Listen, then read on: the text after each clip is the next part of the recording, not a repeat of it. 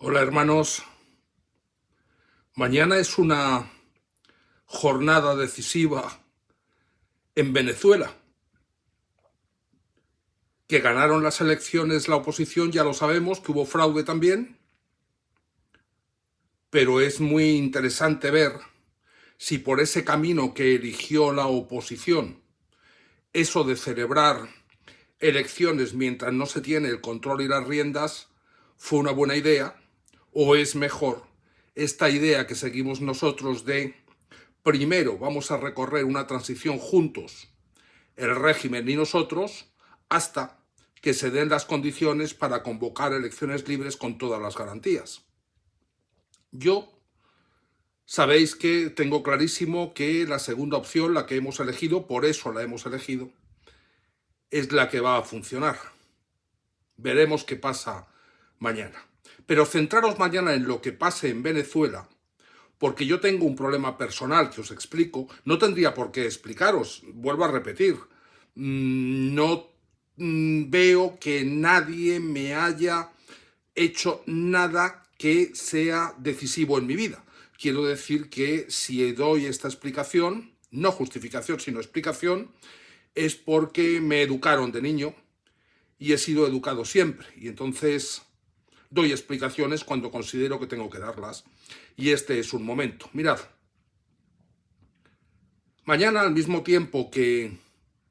vemos qué ocurre en Venezuela, también a las 10, también mañana, día 10, a las 12 tenía que estar presente en el Palacio de las Convenciones de La Habana, como paso previo y explicativo de la toma de posesión del gobierno de transición el día 28, coincidiendo con el aniversario del natalicio de José Martí. Es decir, me adelantaba 18 días a la toma de posesión del gobierno de transición en Cuba para explicaros todo el proceso y para demostraros que el proceso va suficientemente avanzado como para que yo pudiera entrar en la isla y explicaros ese proceso. Pero hay una cosa que tiene que ver con mi vida particular. Y os la explico, aunque es particular, pero tiene referencia con Cuba. Mirad, cuando yo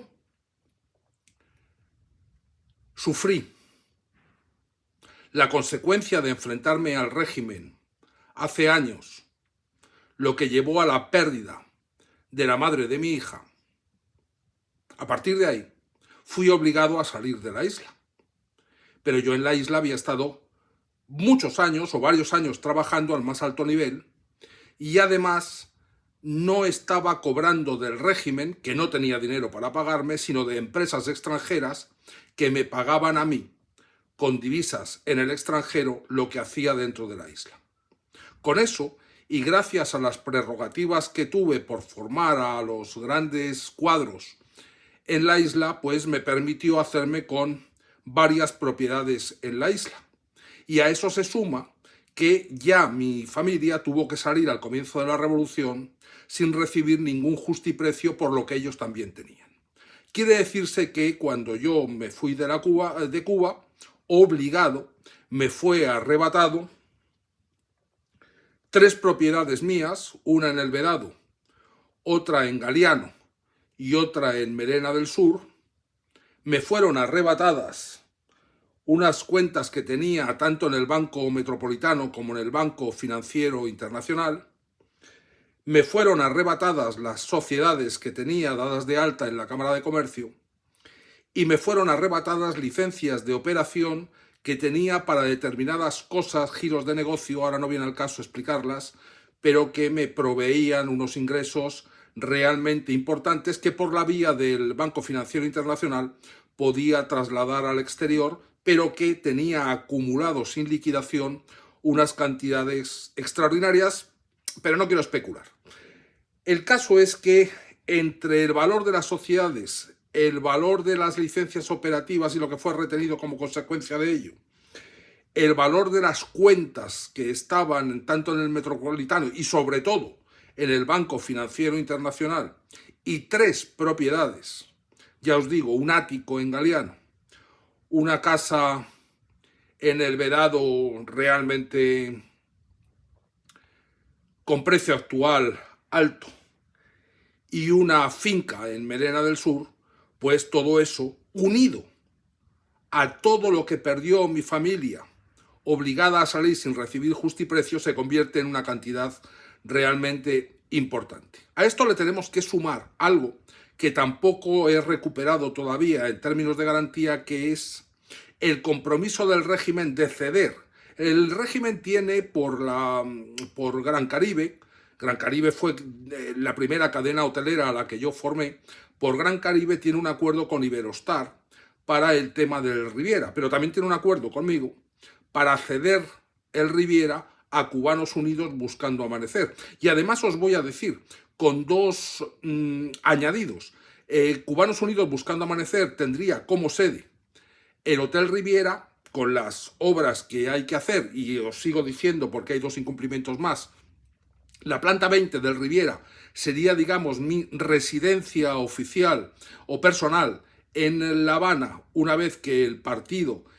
tuviese el resto del hotel como oficinas, pensando que el partido va a ser suficientemente grande, bueno, con la seguridad de que va a ser suficientemente grande como para que se establezca un núcleo centralizador en esas dependencias del Riviera. El 20, en la planta 20 me la quedaba yo con fines personales, y luego tengo una licencia operativa que también, digamos, restañaba parte de las heridas de lo recibido, que era dejarme la operatividad de lo que siempre fue el Palacio de la Salsa y creo que ahora se llama Copa Room. Todo esto está pendiente de recibirlo, además de la garantía escrita y notarial por consultoras, todo por consultoras internacionales, de la utilización de Siboney, una residencia, una mansión en Siboney, como vivienda provisional, y la utilización del Club Habana al final de Miramar como dependencias provisionales del gobierno de transición, hasta en tanto en cuanto nos decidamos a utilizar dependencias normales hoy actuales del régimen, o esas dependencias del partido asociado al gobierno de transición, que es Cubanos Unidos Buscando Amanecer. En resumidas cuentas, yo al principio, porque con el régimen hay que hacer las cosas, digamos, demostrándole que tienes la capacidad de exigir determinadas cosas, yo lo que más me obligó en su momento fue cuando fui sacado de la isla, después de que el régimen me diese lo que ellos llaman una lección que no olvidaría jamás, que fue hacerme perder a la madre de mi hija. Yo entonces me relacioné, voy a decirlo de una forma porque tampoco quiero explicarlo más, con algo que ocurrió en las bóvedas del Minin dos veces, no una sino dos veces, desapareciendo documentos de la máxima importancia para el Ministerio de Interior cubano y por tanto para el régimen cubano en sí mismo. Yo esto luego lo negocié afuera para hacer llegar al régimen lo que tenía y lo que se podía hacer con ello, y eso llevó a que se apresase al ejecutor y al decisor inmediato de lo que había ocurrido a la madre de mi hija. De esta forma, estoy seguro que alguien más habría por arriba, pero eso no lo podía demostrar. Lo que yo podía demostrar era quién lo había ejecutado, lo investigué y llegué a la conclusión, y quién había tomado la decisión, lo investigué y llegué a la conclusión. Y una vez que esas dos personas demostré que lo habían hecho, el régimen quiso darme a entender que habían operado por envidia y de forma autónoma, y digamos se lavaron las manos, pero tampoco podía demostrar más allá de esas dos personas. Pero por los documentos en el Minint, que desaparecieron del Minint, de las bóvedas del Minint, no una, sino dos veces, pude asegurarme el apresamiento de esas dos personas que además siguen presas y de las que soy informado continuamente, y además pude salvar las espaldas de las personas que obviamente me ayudaron a que todo aquello del Minint que era necesario que ocurriese, ocurriese. Quiere decirse que cuando las cosas se hacen para que provoquen resultados. Y entonces digamos que pude vengar, esta es la palabra exacta, esta es la palabra correcta, lo que había pasado. Pero yo no me paré ahí, y jugando con los papeles que sabe el régimen que tengo, pude seguir luchando, pude seguir explicando, tenía la ayuda de Trump, y llegamos hasta lo que todos sabéis y conocéis, que es el 11J. A partir de ahí, o ya en esos momentos, Trump tenía problemas, no se pudo hacer más nada, el pueblo en la calle demostró su valentía, pero no teníamos a Trump en ese momento detrás con la fuerza necesaria y hubo que dejar pasar tiempo. Después ya volvimos a trabajar, como he explicado muchas veces. Veis que ahora Trump tiene prioridades en política exterior que no pasan por Cuba. Él está ahora preocupado por Groenlandia, está preocupado fundamentalmente por el Canal de Panamá, está preocupado por el tema del Golfo de México o de América, está preocupado por agregar a Canadá como Estado 51, es decir, en política exterior tiene sus prioridades, no porque se haya olvidado de Cuba, sino porque, vuelvo a repetirlo, ya lo veréis el día 28, que es el día consignado para la implementación del gobierno de transición, veréis que él tiene delegada esa parte,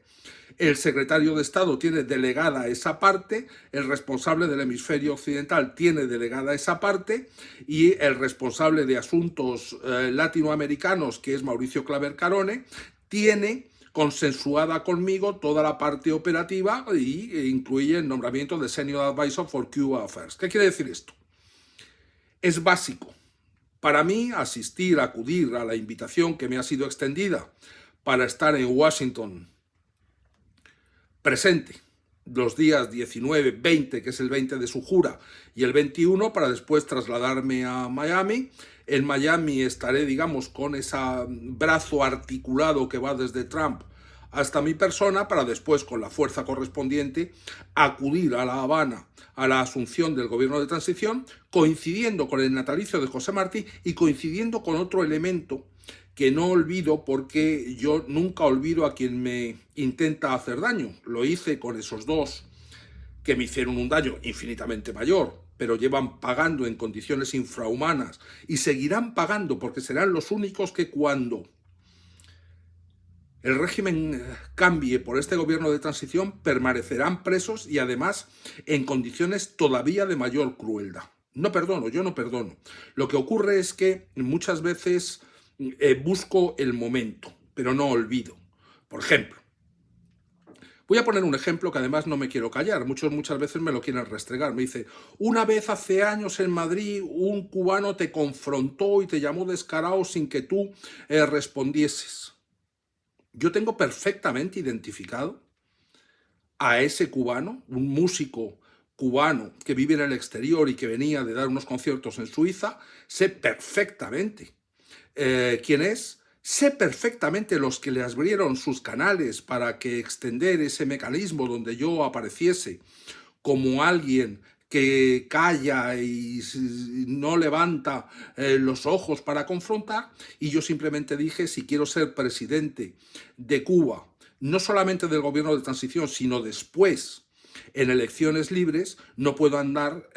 liándome a piñazos por las calles, pero desde luego, como presidente del gobierno de transición y como presidente después, espero, con el voto libre en elecciones libres de unas elecciones democráticas, después de que el pueblo haya visto quién resuelve y quién no resuelve cosas en su beneficio, pues ya sabré hacer lo que tenga que hacer, no solamente con ese músico, sino con quienes les abrieron las puertas de sus canales. Esas personas que se olviden de entrar en la isla jamás, sin pasar por la aduana, y en la aduana saltará una alarma, les serán conducidos a un habitáculo. En ese habitáculo habrá una cámara. En esa cámara, bueno, seré avisado, acudiré al habitáculo y me tendrán que explicar exactamente las cosas que se les pregunte. Como todo va a quedar grabado, no va a haber violencia en absoluto, pero sí posiblemente todos ellos mojen sus pantalones, pero ese será el momento, no antes, porque antes no es la imagen que quiero dar al pueblo cubano. Quiero decir con esto que a mí me las pagan todos, pero ahora la prioridad es constituir el gobierno de transición. Y os decía, el 28, un influencer que también lo pagará, tiene convocados a muchos de vosotros, bueno, no lo sé, no creo que vayan muchos, a Washington, a las puertas de la Casa Blanca, a exigirle a Trump que resuelva lo que ellos no son capaces de resolver. Será divertido verles a ellos en Washington exigiendo que se haga lo que ese mismo día ya estamos haciendo en La Habana. Abrazo.